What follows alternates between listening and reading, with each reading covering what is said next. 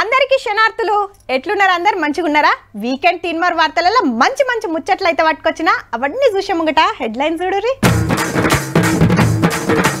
BJP గెలిస్తే రిజర్వేషన్లు రద్దు రిజర్వేషన్లు పక్కా ఉంటాయి పొద్దుగాల పొద్దుముకనే ప్రచారాలు పగటిలి గానొస్తున్నాయి మరి సుక్కలు ఒక్క రోడ్డు రెండు నియోజకవర్గాలు ఓట్లప్పుడే ఏరుపడతాయట ఊర్లు ఇంకంటించుకోవాలి అందరూ ఊరూరా సాటింపేస్తున్నారు మహారాష్ట్రలో నీళ్ల తిప్పలు ఎండిపోయినాయి మరి బావులు పక్క 14 సీట్లు గెలవాలని కాంగ్రెస్ పార్టీ 10-12 సీట్లలా కాషాయం జెండా ఎగిరేయాలని బీజేపీ మేమేమన్నా తక్కువనా మాకు కూడా 12 సీట్లు కావాలని కారు పార్టీ 3 పార్టీలు తగ్గ ఫరు కొట్లాడుతున్నాయి గులాబీ బస్సు యాత్రతోని పబ్లిక్ లో పోతుంటే ఢిల్లీకి వెళ్ళి పెద్ద లీడర్లను పిలుచుకుంటున్నాయి బీజేపీ కాంగ్రెస్ పార్టీలు ఇవాళ ఎవరెవరు వచ్చిండ్రో ఏం మాట్లాడినరో అరుచుకుందాం పాండ్రి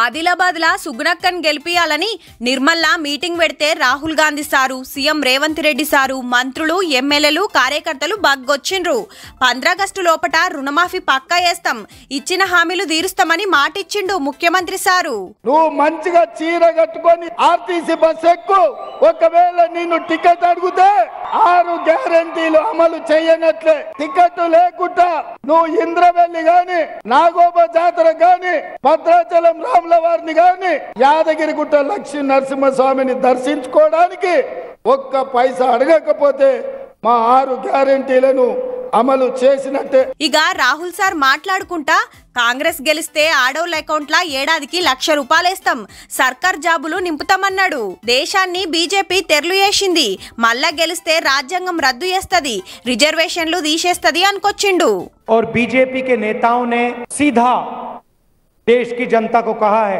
कि अगर वो चुनाव जीतेंगे वो इस संविधान को बदल देंगे खत्म कर देंगे और अगर संविधान खत्म हो जाएगा तो रिजर्वेशन खत्म हो जाएगा ఈడికెళ్లి సీదా అలంపూర్ మీటింగ్ కొచ్చి నాగర్ కర్నూల్ ఎంపీగా మల్లు రవి సార్ ను గెలిపియాలని కోరిండు తెలంగాణకు సెంటర్ గవర్నమెంట్ ఏమి ఇయ్యలేదని గిట్ల ఎడ్డిచ్చిండు సీఎం సారు బీజేపీ ఏమిచ్చింది బయ్యారం ఉక్కు కర్మాగారం మనం అడిగితే బీజేపీ మనకు గాడిద గుడ్డిచ్చింది రైల్వే కోచ్ ఫ్యాక్టరీ మనం అడిగితే బీజేపీ మనకు గాడిద గుడ్డిచ్చింది పాలమూరు రంగారెడ్డి ఎత్తిపోతకల జాతీయ ప్రాజెక్ట్ అడిగితే బీజేపీ మనకు గాడిద గుడ్డిచ్చింది కాంగ్రెస్ సర్కార్ రాగానే కులగణన వేస్తాం ఉపాధి కూలి 400లకు పెంచుతాం రిజర్వేషన్ల 50% లిమిట్ ఎత్తేస్తామన్నాడు రాహుల్ సారు మోడీ గవర్నమెంట్ పెద్ద పెద్దోళ్లకు 16 లక్షల కోట్ల రుణమాఫీ చేసిండని గరమైండు जो भी नरेंद्र मोदी जी ने पिछले 10 साल में किया 22 लोगों के लिए किया अदानी जैसे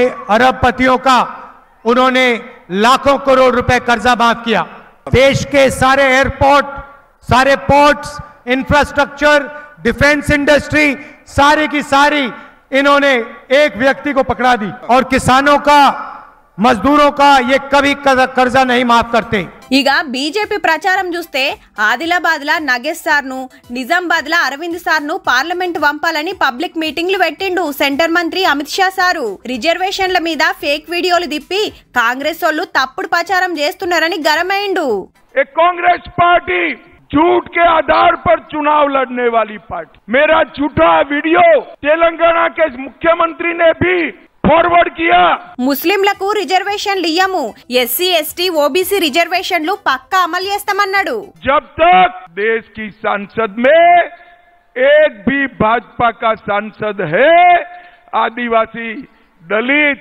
और ओबीसी का आरक्षण हम समाप्त नहीं होने देंगे नहीं होने इतने कम समय में कांग्रेस पार्टी ने ये तेलंगाना को कांग्रेस का एटीएम बना నిజామాబాద్ మీటింగ్ అరుచుకొని హైదరాబాద్ పరేడ్ గ్రౌండ్ కొచ్చిండు మోడీ సార్ ను మూడోసారి ప్రధాని చేయాలని కాంగ్రెస్ బీఆర్ఎస్ కు సూటి పెట్టిండు అమిత్ షా సారు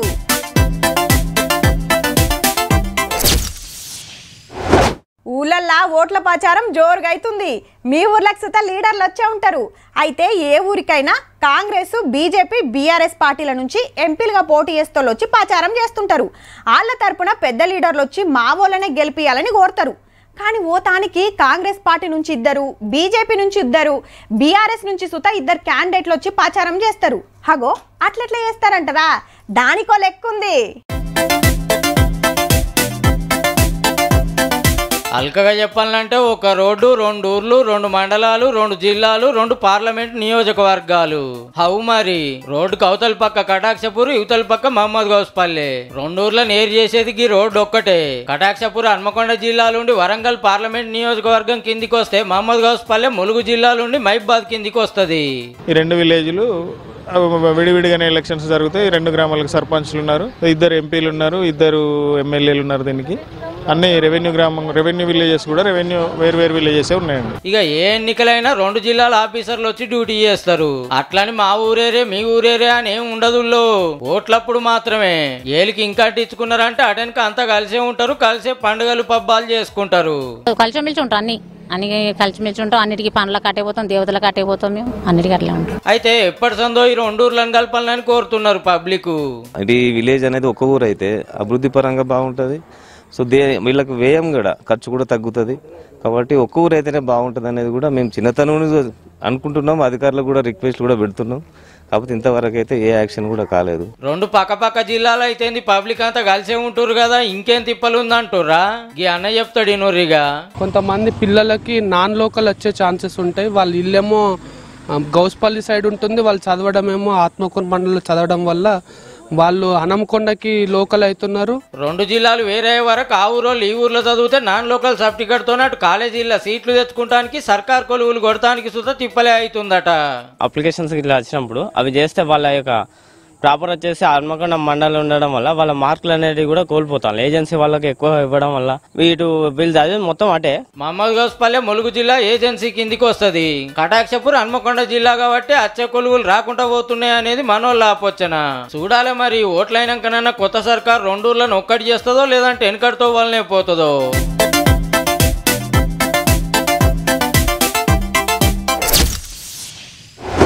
ఇప్పుడు మీ ఆడకట్టుకు బుగ్గెలుగుతలేదు, ఎమ్మటే వార్డు మెంబర్కు ఫోన్ కొడతారు. 2 రోజుల కాంచి నల్లొస్తలేదనుకోర్రి సర్పంచ్ తానికి పోతారు. అట్లనే ఊరికి తొవ్వ చక్కగా లేదంటే ఎమ్మెల్యే తానికి పోతారు. అంతకంటే పెద్ద తిప్పలు వచ్చింది. అప్పుడు సీదా మంత్రి గారు తానికి పోతారు. లీడర్ల తానికి పోయి ప్రశ్నించాలన్నా, పనులు చేసుకోవాలన్నా మొదలు ఏం చేయాలి? ఏలుకు ఇంకంటించుకోవాలి. హగో గా ముచ్చట ఎరకేస్తానికి బగ్గనే తండ్లాడుతున్నారు ఆఫీసర్లు. ఈడ వీళ్ళు రన్నింగ్ చేసేది, వీళ్ళు సైక్లింగ్ చేసేది, వాళ్ళు బుగ్గలు ఎగిరేసేది, ఇటు రంగు వల్ల లేసేది, అటు కళాకారులు ఆడి పాడేది అంతా పబ్లిక్ తోని ఓట్లేపిస్తానికే. ఓటు వజ్రాయుధం. మనిషికి ఆక్సిజన్ ఎట్లనో ప్రజాస్వామ్యానికి ఓటు అట్లా. ఓటు వేయకుంటే ప్రశ్నించే హక్కుంటది అని తీర్ల ప్రచారాలు చేస్తున్నారు ఆఫీసర్లు. తెలంగాణ పాత 10 జిల్లాలలోనే కాదు, పార్లమెంట్ ఎన్నికలు దేశమంతటా అవుతున్నాయి కాబట్టి అంతటా ఓటు వేయాలని ఎరక చెప్తున్నారు. ర్యాలీలు తీసి 4 బాటల కాడ ప్రతిజ్ఞ చేపిస్తున్నారు. ప్రతి ఎన్నికలో నిర్భయంగా ఓటు చేస్తామని ఇందు మూలంగా ప్రతిజ్ఞ చేస్తున్నాము. ఓటేయాలంటే మస్తు శీదరాయ మనోళ్లకు. ఏ గంట సేపు లైన్ లో ఎవడు నిలబడతాడని కొందరు, మనం ఒక్కలం వేయకపోతే ఏమైతుంది అని కొందరు, అర్జెంట్ పనుందని ఇంకా కొందరు, పానం సుస్తైందని కొందరు, ఫంక్షన్ ఉందని కొందరు, ఏగి ఎండల ఏడికిపోతామని ఇంకా కొందరు. ఇట్లా చాలా మంది లాపర్వా చేస్తుండే వరకు ఓటింగ్ శాతం పెరుగుతలేదు. గందుకే ఎట్లా చేసన్నా ఓటింగ్ శాతం పెంచాలని తనలాడుతుండ్రు ఆఫీసర్లు. ఓట్లు వచ్చినప్పుడల్లా ఆఫీసర్లు చెప్తూనే ఉంటారు, మనోళ్ళు ఎగ్గొడుతూనే ఉంటారు. అయితే ఈ తాపకు ఎండలు బగ్గ కొడుతున్నాయి కాబట్టి ఓ గంట పెంచి మాపటిలి 6 గంటల దాకా ఏలుకి ఇంకంటించుకునే ఛాన్స్ ఇచ్చిండ్రు ఎన్నికల సంఘపోళ్ళు. కాబట్టి ఎండ కొడుతుంది, మస్తు పనుంది అని వంకలు పెట్టి తప్పియకుండా తప్పకుండా ఓటేసిరాండ్రి మా అయ్యగాని.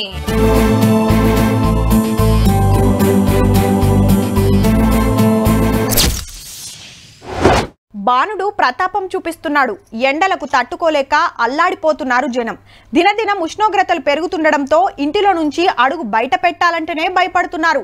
అవసరమైతే తప్ప రోడ్ల మీదకి రావద్దని వాతావరణ శాఖ అధికారులు హెచ్చరిస్తున్నారు. నిప్పుల కుంపటిలా ఉన్న రాష్ట్రంలో కూడా జోరుగా ఎన్నికల ప్రచారం జరుగుతుండడమే కొసమెరుపు. పొద్దుగాల ఏ గ్రౌండ్ లో చూడు లీడర్రే, వాకింగ్ కోసం కాదు ఓటింగ్ కోసము. సల్లపూట మైదానంలో చాలా మంది దొరుకుతారని ఈడికొచ్చి ప్రచారం చేస్తున్నారు. పడసోళ్ళకెళ్లి పండు ముసలి దాకా కలుస్తానికి మంచి తావు. ఉత్తగానే ముచ్చట పెట్టిపోతే ఎట్లని తీరొక్క ఆటలాడి కృషి చేస్తున్నారు ఓటర్ దేవుళ్లను. అట్లనే పోయి నాష్ట చేస్తే అదొక ఇరైటీ ప్రచారమాయే. 6 గంటలకెళ్లి 9 గంటల దాకా అందరిది ఇదే కార్యం. ఎంపీలుగా నిలబడ్డోళ్ళది. ఇంటికి పోయి తానాలు చేసి తెల్ల బట్టలు తొడిగి కారెక్కి సీదా ఫంక్షన్ హాల్ల కాడికి లీడర్లను, కార్యకర్తలను, అభిమానులను విలువనంపుకొని ఓట్ల మీటింగ్ పెడుతున్నారు. వచ్చిన వాళ్ళు ఆయిల్ ఫాయిల్ కాకుండా చాలా మటుకు ఏసీ ఫంక్షన్ హాల్లే గుత్తకు పట్టిండ్రు. ఓ గల్ల దొరకకుంటే కూలర్లు పెట్టి కూల్ చేస్తున్నారు. ఒకటే రోజు 2-3 గ్రౌండ్స్ పెట్టుకుంటున్నాం కాబట్టి ఆ విధంగా మార్నింగ్ కవర్ చేసుకుంటున్నాము. మధ్యాహ్నం ఏమో మనం కమ్యూనిటీ హాల్స్ కానీ కొన్ని ఫంక్షన్ హాల్స్ కానీ అక్కడ కొంచెం కూలర్స్ అట్లా పెట్టేసుకొని నడిపిస్తున్నాము. గట్లనే ర్యాలీ రోడ్ షో చేస్తామన్నా ఈ ఎండలకు బుగులు పడి ఎవ్వరు వస్తలేరు. వచ్చిన వాళ్ళు కూడా దూరం దూరం నిలబడి అటుకెళ్ళి అటే జంపు. పబ్లిక్ తిప్పలు అర్థమయ్యి లీడర్లు కూడా జప్పునే ఓడిపిస్తున్నారు. ఎండ దెబ్బ కొట్టకుండా ఎన్ని జాగ్రత్తలు తీసుకోవాలనో గన్ని తీసుకుంటున్నారు. ఇంకో గంట సేపు చెప్తా గానీ ఎండ బాగున్నది, మీరు కూడా బేజారైతారు. ఎక్కువసేపు చెప్ప చాలా మంది మాట్లాడేది ఉంది. ఎండ ఉంది 46 ఉన్నాయట. ఈ రోజు చాలా విపరీతంగా ఎందు ఉంది. మధ్యాహ్నం 12:30 పట్టబగలు మిట్ట మధ్యాహ్నం 44 డిగ్రీల ఎండలు. ఇక జోరు ప్రచారం అంటే పొద్దుంజాములనే ఎండ తగ్గి చల్లబడ్డాక రోడ్ షోలు, పబ్లిక్ మీటింగులు. 6 గంటలకు షురువు చేస్తే 9-10 గంటల దాకా పురుసతు. బస్సు యాత్ర చేస్తున్న కేసీఆర్ సార్ అయితే ఎండ చల్లబడ్డాకనే బయటకు వస్తున్నాడు. చీకట్ల తప్ప వెళ్తున్న ప్రచారమే లేదు సార్ది. ఈ ఏడిమి చేయవాటికే పబ్లిక్ కూడా పెద్దగా వస్తలేరు పార్టీల సభలకు. కానీ చల్లగా ఏసీ బంగ్లాల, ఏసీ కాలరాల తిరిగే లీడర్లకు ఎంత కష్టం వచ్చే. ఏమున్నా సార్లు ఇంకో 10 రోజులు గిట్లనే కష్టపడతారంటే కిస్మత్ బాగుంటే పార్లమెంట్ పోతే 5 ఏళ్ళు బిందాస్ పోన్రే.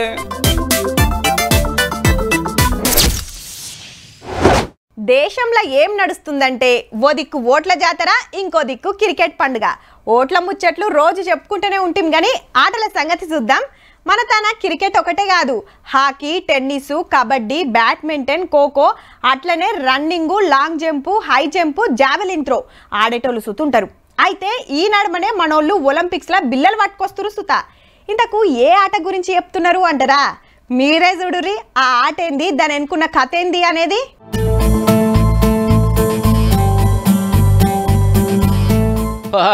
తాడు కట్టుకొని గోడ మీద బలి వాకినట్టే పాకుతున్నాడు పో.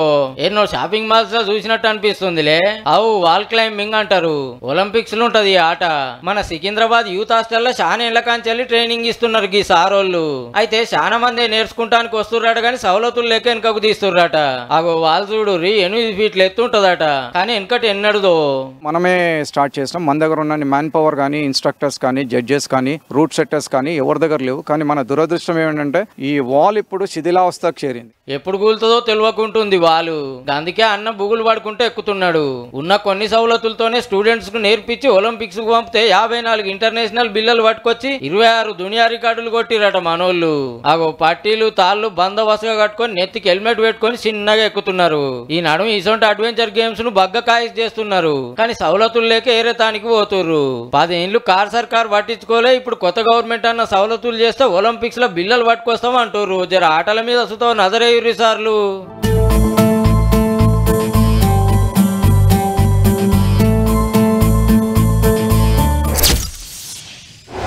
పతొక్కలు బగ్గ పైసలు సంపాదించాలని పొద్దుందాకా చెమట తీస్తుంటారు. కొందరు కూలి పనులకు పోతే ఇంకా కొందరు ప్రైవేట్ కొలువులు చేస్తారు, లేదంటే చిన్న దందాలు చేస్తారు. ఇట్లా ఎవ్వరికి దోషణ తోవల వాళ్ళు పోతుంటారు. అట్లనే కొందరు సినిమాల్లో యాక్టింగ్ చేస్తారు. పైసలతో పాటు అభిమానులను కూడా సంపాదించుకుంటారు. కానీ ఎవ్వరికి పైసా మందం సుత సాయం చేయరు. అందరు అట్లనే ఉంటారని కాదు, కొందరు గీ సార్ లెక్క సుతుంటారు.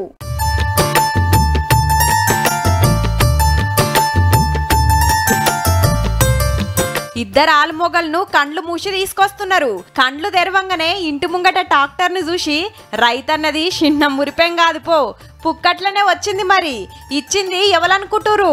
హౌ సినిమాలో యాక్టింగ్ డాన్సులు చేసే రాఘవ లారెన్స్ సారే.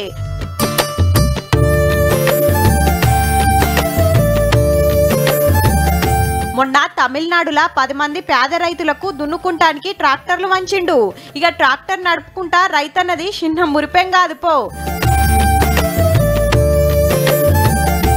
అంతేకాదుల్లో ఇల్లు గడవక తిప్పల పడుతుందని తెలిసి గీ అక్కకు ఆటో కొనిస్తే ఎట్లా సంబురపడుతుందో చూడుర్రి.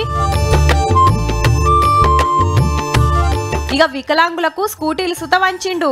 కాలు రెక్కలు చక్కగా పనిచేయకుండా యుద్ధ విద్యల టాలెంట్ చూపించినోళ్ళే ఇల్లంతా.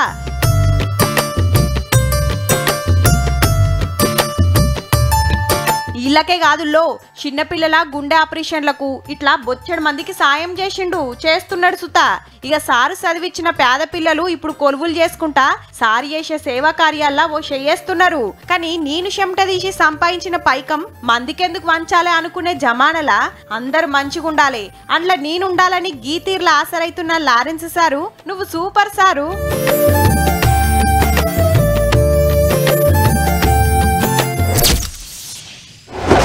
ఏం కొడుతున్నాయుల్లా ఎండలు, ఇంట్లో కూకున్నా గర్మిగాలు ఉరికొస్తుంది. ఫ్యాన్ 5లో తిరుగుతున్నా, కూలర్ లాన్ చేసినా గింత సుతసాలగొస్తలేదు. ఇక దర్వాజలకు కిటికీలకు తట్సంచులు కట్టి తడుపుకుంటూ ఉండేటోళ్ళు కొందరైతే ఇండ్ల మీద కూల్ పెయింటింగ్ వేసుకునేటోళ్ళు కొందరు. ఎండ దెబ్బకు ఊళ్ళల్లో ఉండేటోళ్ళు షెర్లు బాయిల కాడికి ఈత పోతుంటే పట్నాలలో ఉండేటోళ్ళు స్విమ్మింగ్ పూల్ల బాట పట్టిరు. ఇట్లా ఎండ నుంచి తప్పించుకుంటానికి ఒక్కొక్కరు ఒక్క ఈకమతి చేస్తున్నారు. గీళ్ళు గీ ఈకమతి వేసిండ్రు. కొందరు పాకుతుంటే కొందరు అంబాడుతున్నారు. ఇల్లు డాన్సులు చేస్తున్నారు. ఇల్లేమో ఎగిరి దుంకుతున్నారు. ఒకళ్ళ మీద ఒకళ్ళు నీళ్లు చల్లుకుంటా చిన్న సంబురం కాదు పోరలది. అట్లాని స్విమ్మింగ్ పూల్ ఏమో అనుకునేరు. మంచిగా చూడుండ్రి, క్లాస్ రూమ్ లనే ఇట్లా స్విమ్మింగ్ పూల్ చేసిండ్రు ఉత్తరప్రదేశ్ రాష్ట్రం కన్నౌజ్ లా. ఏం చేస్తారు మరి, పోరలకు ఇంకా ఆడ సెలవులు ఇయ్యలే. ఎండలకు పోరలు బేవోషులు కాకుండా గీకమతి చేసిండ్రు. అట్లాని ప్రైవేట్ బడి కాదుల్లో సర్కార్ బడిలనే పోరలకు తక్లీఫ్ కాకుండా ఇట్లా క్లాస్ రూమ్ ల నీళ్లతోని నింపిండ్రు సార్లు మేడాలు. జరసేపు పాఠాలు చెప్పుడు ఆ టెంక గీ అర్రలు ఇడ్చిపెట్టుడు. పోరలు బొర్రుడే బొర్రుడు. క్లాస్ రూమ్ లో ఈత కొడుతుంటే సల్లగున్నది అని చెప్పుకుంటా చిన్న మురిపెం కాదు పోరలది. బడి తప్పియాలనుకున్నోళ్ళు సుత దినం బడికొస్తుండొచ్చురు పో క్లాస్ ల బొర్రేతానికి. ఇక స్కూల్ కి వచ్చినమా పాఠాలు చెప్పినమా ఇంటి తవ్వ పట్టినమా అని కాకుండా పోరలకు తిప్పలు కాకుండా గీకమతి చేసిన టీచర్లను మెచ్చుకోవాల్సిందే.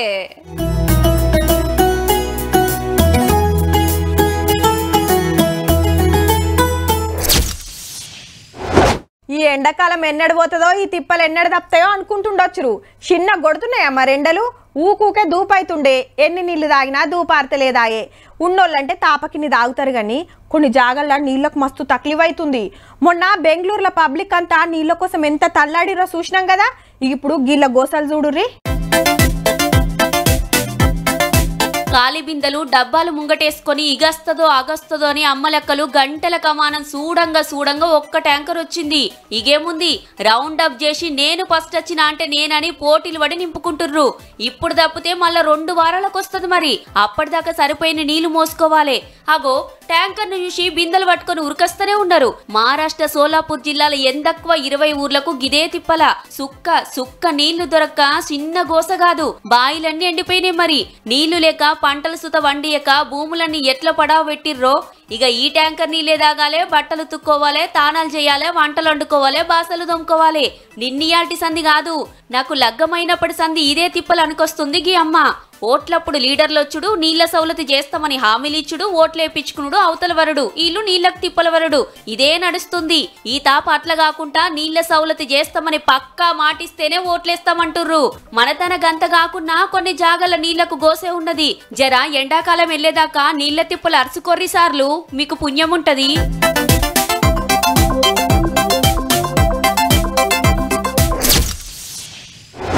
ఇప్పుడు మనం తొవ్వెంట పోతుంటే ఫుట్పాత్ మీదనో డివైడర్ల మీదనో బొచ్చడు మంది కూకొని పండుకొని ఉంటారు.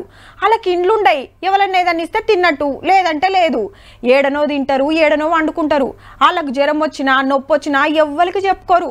వాళ్ళను ఎవ్వరు పట్టించుకోరు. కొందరంటే కొందరు బిచ్చమడుక్కొనైనా తిండికెళ్ళ తీసుకుంటారు.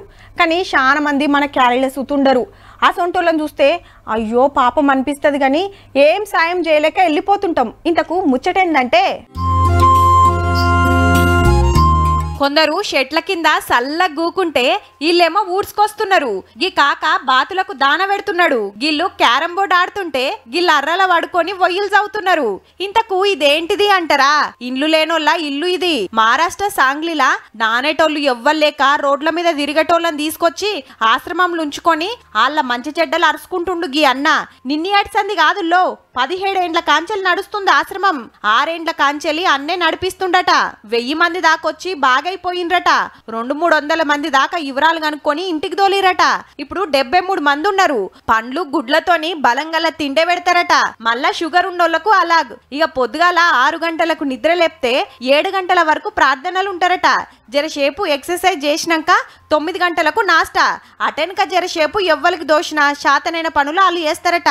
పగటిలి 1 గంటకు మళ్ళా బువ్వ పెడతారు. అటెన్క జరసేపట్లు ఒరిగినాక 3 గంటలకు లేచి చెత్తగిత్త లేకుండా సాఫ్ చేస్తారు. 4 గంటలకు షాయ బిస్కెట్లు ఇస్తారు. హగో షాయల బిస్కెట్లు ముంచుకొని దంచుడే దంచుతున్నారు. మాపటిలి మళ్ళా జరసేపు ఎక్సర్సైజ్ చేపిస్తారట. మన క్యాలీల లేనోళ్ళని సుత తీసుకొచ్చి గవర్నమెంట్ దవాఖానల చేర్పించి సేవలు చేస్తురట. అందరూ ఒక్క ఇంటోల లెక్క మంచిగా కలిసి మెలిసి ఉంటారట. అన్ని తీర్ల పండుగలు చేస్తారట. పుసుక్కున గట్లనే ఎవరన్నా కాలం చేస్తే దానం కూడా వీళ్ళే వేస్తారంటే చూడురిగా. మరి పైసలు ఏడికెళ్ళొస్తాయంటే 100కి 10 రూపాయలు సర్కారోళ్ళు ఇస్తే కడమై దాతల నుంచి వస్తాయట. 7 అర్రలున్న ఆశ్రమంలా వీళ్ళ మంచి చెడ్డలు అరుచుకుంటానికి 8 మంది పనిచేస్తారట. దినాం డాక్టర్ వచ్చి పరీక్షలు చేసిపోతాడు. అయినోళ్లే పట్టించుకొని గీ కాలంలా వీళ్ళ కోసం గీ తీర్ల తండ్లాడుతున్న అన్నను తారీఫ్ చేయాల్సిందేనుల్లా.